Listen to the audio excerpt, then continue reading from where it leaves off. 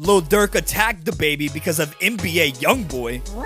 Durk is making this beef even worse. Watch until the end for all the details. The heavy beef in the hip-hop industry continues, surrounding Lil Durk, his crew OTF, and NBA YoungBoy. And, well, anyone who YoungBoy attempts to collaborate on a project with or curses out on social media. In this case, it's Cleveland native DaBaby, who teamed up with YoungBoy on a collab album back in 2022 and dropped the project on the same day that OTF rapper King Von's first posthumous album was released. The decision to do so only heightened the tensions between YoungBoy and OTF. Now you guys, I'm getting pissed off! And questioned DaBaby's loyalty in the rap game, which is already at an all-time high regarding King Von's death and diss songs being sent back and forth between the two labels ever since. Durk recently went on a podcast to say that he didn't mess with anyone who decided to work or affiliate themselves with NBA. So you made a diss and said something about Von. That's why I don't f with you. You ain't did shit.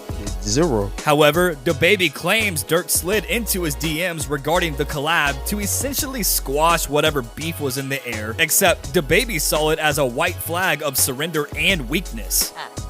Super weak. Durk certainly didn't describe the interaction as going down as such and called cap on DaBaby's comments when publicly talking about it. What was really said between Durk and DaBaby then? It seems like something is still a bit off between the two. Did they squash the beef or not? What do other industry rappers, such as Future and Drake, have anything to do with this? Let's break it all down. We all know about the ongoing beef between NBA YoungBoy, Durk, and Durk's crew OTF. The beef sparked when Lil Tim allegedly became the prime suspect for OTF King Von's death back in 2020. Ever since the fatal tragedy, Quando Rondo, also affiliated with YoungBoy and signed to his label, has helped YoungBoy stir the pot by writing diss tracks sent to OTF about the incident. It's kind of f***ed up. The tracks involve bragging rights about putting Durk's homie 6 feet under and insulting OTF and what they stand for. If you're trying to be hurtful, you're doing a good job. As a result, rumor has it through the grapevine that Durk later sent his troops to attack Lil Tim and Quando Rondo in 2021, which resulted in Lil Tim being shot in the chest 6 different times at a gas station. Although Lil Tim survived the attack, it shook Quando Rondo to the point where he didn't want any more smoke with OTF. I remember so many people shooting, man. He got shot 4 times